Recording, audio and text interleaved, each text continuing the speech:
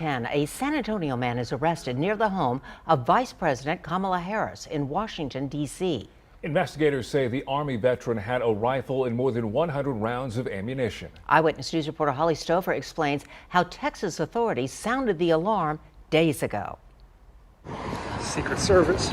An AR-15, 5 30-round magazines, and more than 100 rounds of unregistered ammunition. Washington, D.C. police say that's what was found inside Paul Murray's car. Investigators say the 31-year-old from San Antonio was arrested near the official residence of Vice President Kamala Harris. D.C. police say officers arrived around noon Wednesday in reference to a suspicious person based on an intelligence bulletin that originated from Texas. That police bulletin said Murray had been experiencing paranoid delusions of the government and military being after him. By 1 in the afternoon, Murray was detained by the U.S. Secret Service. According to officials, he's charged with carrying a dangerous weapon, along with several other weapons charges. Authorities have not said whether they believe Murray intended to harm the vice president or her family members.